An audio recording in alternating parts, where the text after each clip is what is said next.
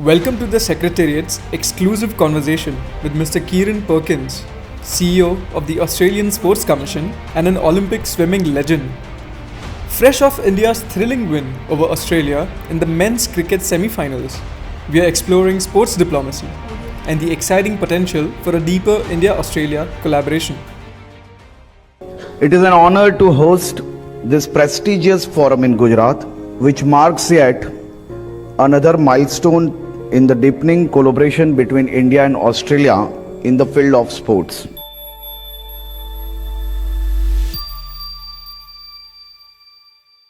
It's really nice to have you here today, sir. Thank you. It's wonderful to be here. So just a couple of days ago, India's win against Australia in the men's cricket semi-finals surely brought up a lot of friendly banter. It brought up a lot of friendly banter, as you could imagine. On day one of the conference, it seemed like we only talked about cricket, but that's okay. We enjoy our rivalry, and we'll next time for Australia. So do these strong, emotional, spirited rivalries, do they give any fuel to your sports diplomacy measures? They absolutely do. Sport, for all of our rivalries and the competition, it actually brings people together. It's a commonality. It's something that we share. It's something that we have a passion around that really gives us the opportunity to find common ground to then build everything else. And that's why that's one of the reasons we love sport so much. It's its power to actually bring people together and lift them. Mm-hmm. And so why India in that context? Well, obviously with Australia hosting the Brisbane 32 Olympic and Paralympic Games, we have that focus on the big event that's coming.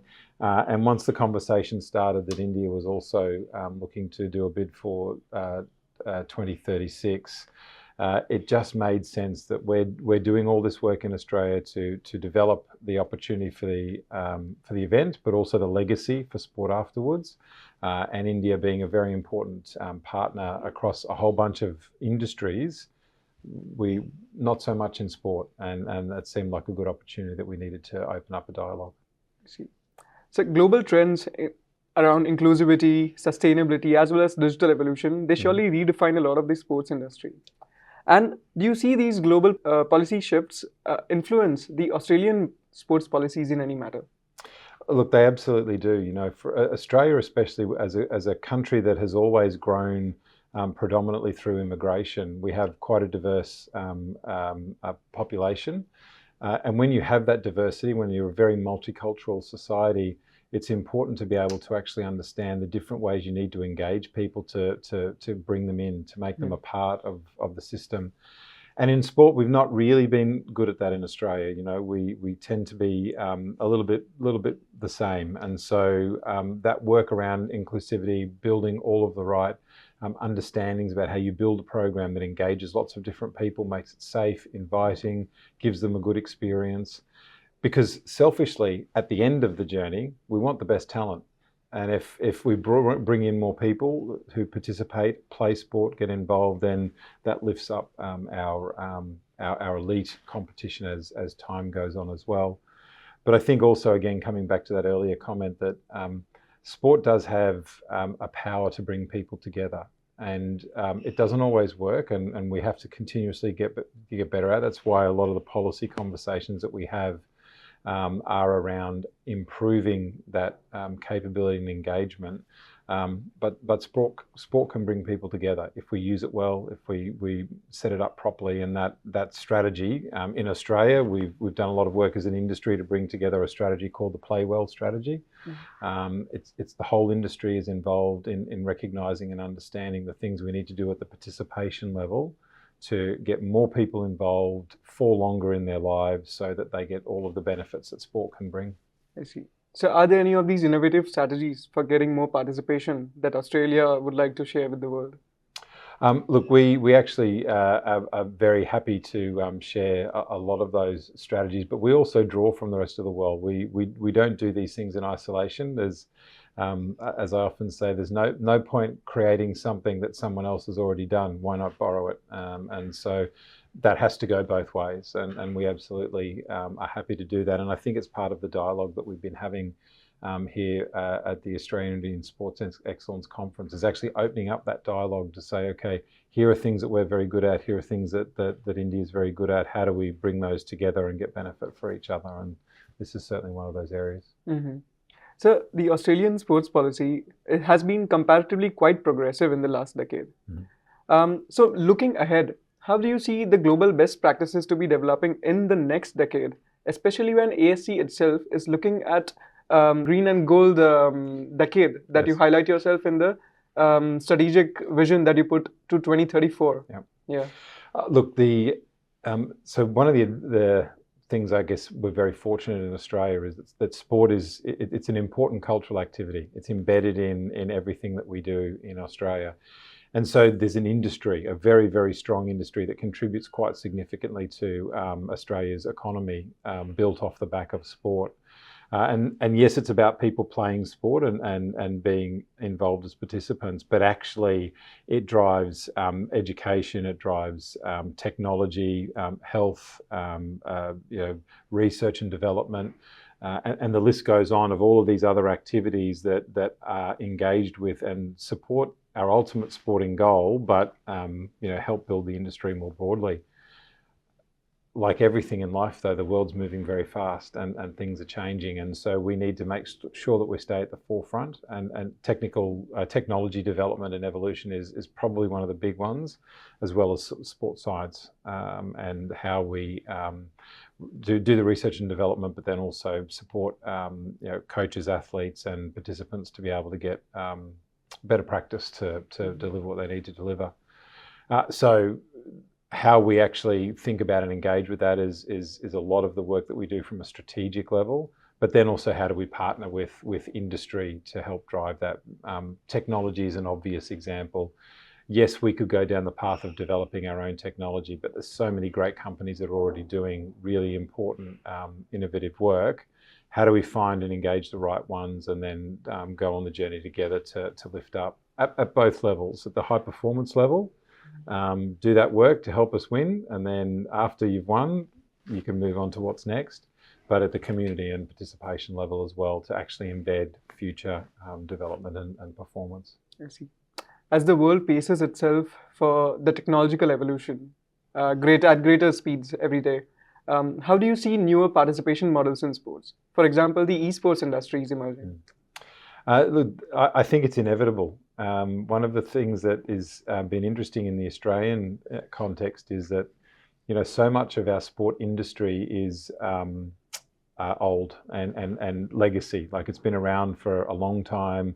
We do things a certain way, and change can be very, very hard. The reality is that things like esport are coming. Whether we want that, whether we like it or not, it's coming. Young people are growing up with a different engagement with technology and sport, and so bringing those two things together makes obvious sense. So how do we actually utilize that and make it something that supports growth and gives us better opportunity, as opposed to treating it like it's a bad thing that's going to destroy what we already have? That change path is always interesting. But I see esports as being really the next big opportunity for traditional sports to evolve. There's obviously playing esports and the commercial opportunity and the new competition opportunities that come with that. But how do you use esport and the development of technology to help build skills and capability in our regular athletes to make them better as well? And there's lots of opportunity there. I also think personally the other area is helping children become more athletic. One of the big shifts that's happened in Australia over the last couple of generations is because technology is so pervasive and so much a part of everybody's life from birth, kids don't move around the same way that we did when I grew up. They spend more time watching or playing on screens, and because they're doing more of that, they're spending less time running, jumping, climbing, throwing, just learning all the normal physical literacy and movement skills. And so when they get to school, they don't have that core movement capability that maybe we just took for granted in previous generations. So how do you use esport and technology to actually help solve that and move that forward so that children, when they learn to play sport, when they first engage with sport, the experience is better. It's more positive. It's uplifting. and technologically enabled. That to me is a big development area that we need to work on. Okay. So during the future projections, do we see the synchronization between the esports industry and the traditional sports industry in the Australian market? I think so, yes. At the utilisation and participant level, I think commercially probably not. One of the things that obviously is very, very difficult is that a lot of the developers of esport, they are individual commercial entities, and they have their own IP and commercial outcomes, whereas traditional sport is a connected system. So I don't think we'll bridge that gap, but I think in the middle, the participants and the utilisation and the benefits of the technologies and the games, they will definitely intersect. Mm-hmm. Well, so at a personal level, what opportunities do you see for the cross-national collaboration in sports here? So I think firstly, there are sports that you're very good at and there's sports that we're very good at. And so we can learn from each other to uplift ourselves in terms of participation and performance. I think Australia, because our sports system has been more developed for longer, things around sports science, medicine and technology, we probably have better experience and IP, and so how can we utilise that to support growth within the Indian market? And personally, I think it's very important that India would need to import some capability for the initial uplift, but actually, how do we make sure that we're developing Indian talent so that in the medium and longer term, the homegrown talent is how the system here is able to perform and grow. And so there's collaboration and opportunity to help develop that. And then technology is also got to be another really strong pillar. I think that, we already see in a lot of areas where Australia has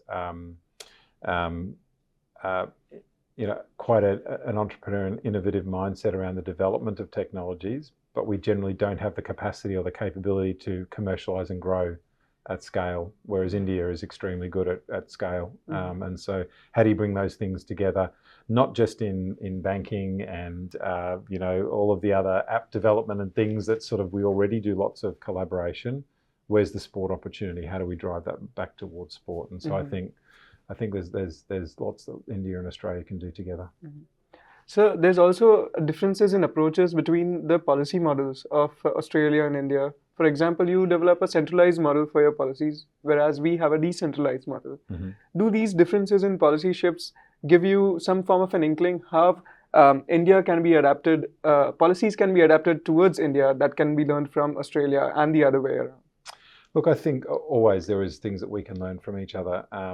You're right, Australia, because we do have a smaller federation, there's only 7 states and territories, and so it's easier for the federal government and federal agencies like myself to bring everyone together to build those policies. But the states still deliver, and so how do you actually connect and engage the delivery elements to be able to create impact? I've already learnt in the 2 days that I've been here at the conference that there's lots of areas where obviously India struggles with separation, but also does some really great things, bringing together, like your engagement of corporate entities is much for delivery of sport is much better. We don't do that at all in Australia, so there's things to learn. Mm-hmm. So for opportunities in these cross-national collaboration that we're looking at, do you see any particular opportunities that are not just driving economic success, but also progressive policies in both the countries? Look, there will be, yes, definitely. I think how we actually engage the different communities and recognise that while the Indian diaspora in Australia is small relative for India's population, in Australia it's a big part of our country and our community, and so those connections to help us understand the right way to develop policies and deliver and engage that community so that they're more welcome, they're more able to be a part of the system that we're trying to drive, but also tapping into India's entrepreneurial mindset. Like it's very obvious to me, for instance, here in Gujarat, the work that's being done to build sport precincts, to engage in sport development and build places like Gift City. That foresight and that leadership to deliver is something that Australia doesn't do quite as well. So, you know, there's we can always learn. There's lots of angles. Yeah, quite insights, quite an insightful discussion that is going on in the 2-day forum that we see. So thank you so much for this interview. No. Before we end this, do you have any closing remarks for our viewers? Only to say thank you very much for having us and the engagement. I think for Australia, India is such a wonderful partner. I'm not happy you beat us at the cricket, but that's okay. We will have many more opportunities to compete and play and hopefully see both our country's athletes and coaches and sports system working very closely together. Thank you. Thank you.